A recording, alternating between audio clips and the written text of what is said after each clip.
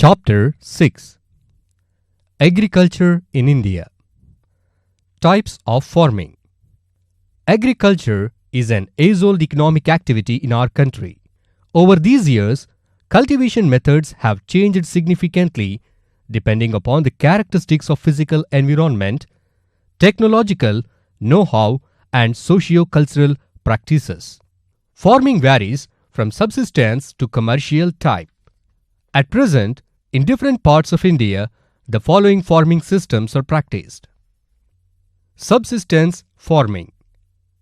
It is in two forms. 1. Simple subsistence farming.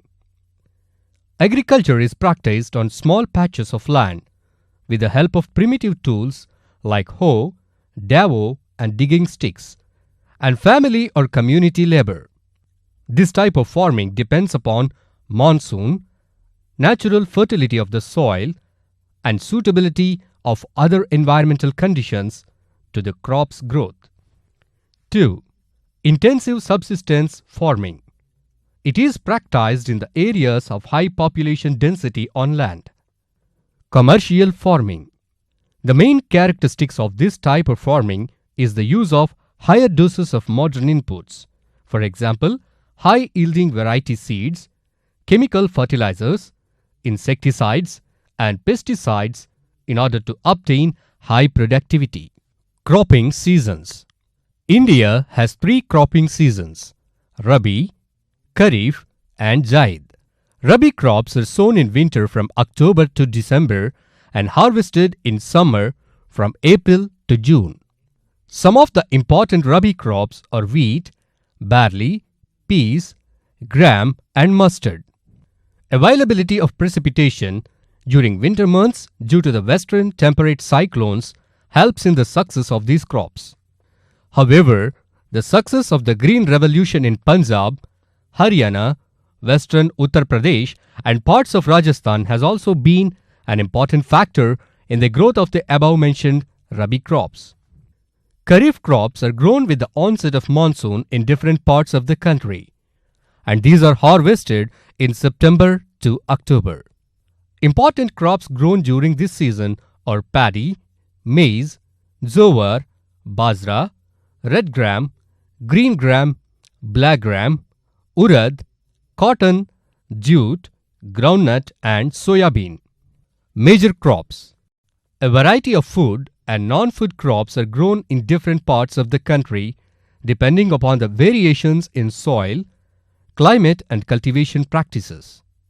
Major crops grown in India are paddy, wheat, millets, pulses, tea, coffee, sugarcane, oilseeds, cotton, and jute, etc. Food crops other than grains. Sugarcane. It is a tropical as well as a subtropical crop. It grows well in hot and humid climate with a temperature of 21 degrees Celsius to 27 degrees Celsius and an annual rainfall between 75 centimeters and 100 centimeters. Irrigation is required in the regions of low rainfall. Oilseeds. India is the largest producer of oilseeds in the world. Different oilseeds are grown, covering approximately 12% of the total cropped area of the country. Tea. Tea cultivation is an example of plantation agriculture. It is also an important beverage crop introduced in India initially by the British. Today, most of the tea plantations are owned by Indians. The tea plant grows well in tropical and subtropical climates endowed with deep and fertile, well-drained soil, rich in humus and organic matter. Coffee. India produces about 4% of the world's coffee production. Indian coffee is known in the world for its good quality. The Arabica variety, initially brought from Yemen, is produced in the country. Horticultural crops. India is one of the leading producer of fruits and vegetables in the world. India produces about 1/6 of the world's vegetables. It is an important producer of pea, cauliflower, onion, cabbage, tomato, brinjal and potato. Non-food crops. Rubber. It is an equatorial crop, but under special conditions, it is also grown in tropical and subtropical areas. It requires moist and humid climate with rainfall of more than 200 centimeter and temperature about 25 degrees Celsius. Rubber is an important industry raw material. It is mainly grown in Kerala, Tamil Nadu, Karnataka and Andaman and Nicobar Islands and Garo Hills of Meghalaya. India is among the world's leading natural rubber producers. Fiber crops. Cotton, jute, hemp and natural silk are the four major fiber crops grown in India. The first three are derived from the crops grown in the soil. Cotton. India is believed to be the original home of cotton plant. Cotton is one of the main raw materials for cotton textile industry. India is the third largest producer of cotton in the world. Cotton grows well in drier parts of the black cotton soil of the Deccan Plateau. Jute. It is known as the golden fiber. Jute grows well on well-drained fertile soils in the floodplains where soils are renewed every year. High temperature is required during the time of growth. Importance of agriculture. The food security of a nation depends on agriculture, and this sector ensures food security to the nation. A variety of raw materials required for industries are cultivated on farms. Wheat, paddy, and other food crops are cultivated by farmers. Agriculture is a major source of livelihood for millions, giving employment to a large section of people. More than half the proportion of workers in India is working in agriculture and its related activities. Two kinds of people are engaged in farming: agricultural laborers and cultivators. Cultivators are those farmers who have some land and also use land belonging to others for cultivation.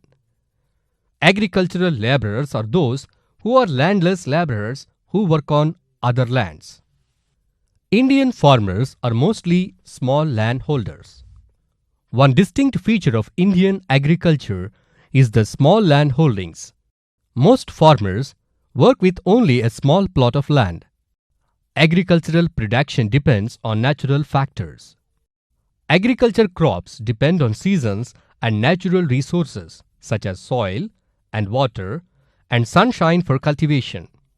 Temperature and humidity conditions are important.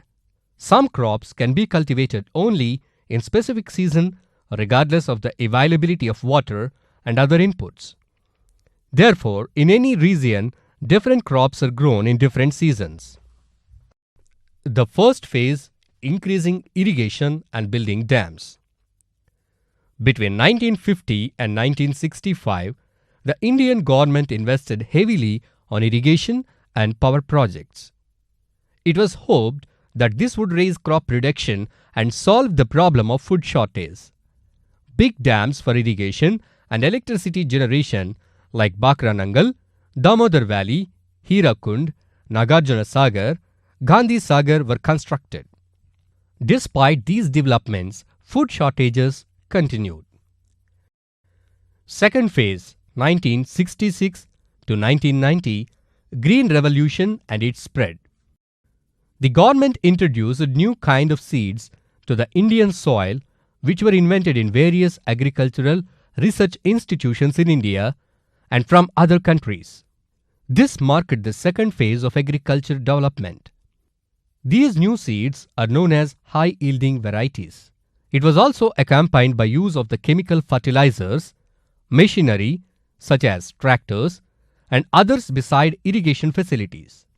A variety of cooperative banks were set up in rural areas to provide credit to farmers so that they buy raw materials such as seeds, fertilizers, and pesticides, machinery required for modern farming. Dry land agriculture. A little over 40% of the total cultivable land in India is irrigated. This percentage can only go up to a maximum of 55%. The remaining 45% cannot be easily be irrigated. It would be very difficult and expensive. Thus, these areas must depend solely on rainfall. These are the dry lands in our country. Some of the major crops grown in these areas are jowar, bajra, groundnut, ragi, cotton, soya bean, tur and gram. The effects of Green Revolution. Increase in production. The spread of high-yielding varieties to large parts of the country and to newer crops have led to a significant increase in crop production in the country. India became self-sufficient in food grains. The production of food grains has increased 5 times over last 5 decades from 51 to 242 million tons. Also, a large stock of food grains has built up with the government through Food Corporation of India that could be used in case of shortage and can avoid drought or famine-like situations in the country. The procurement of food grains also use it to supply food grains to inaccessible areas. Environmental effects. The Green Revolution has brought in several environmental imbalances. Water problems. The main source of irrigation is tube wells using groundwater. As the number of tube wells increased over the years, the groundwater level fell rapidly.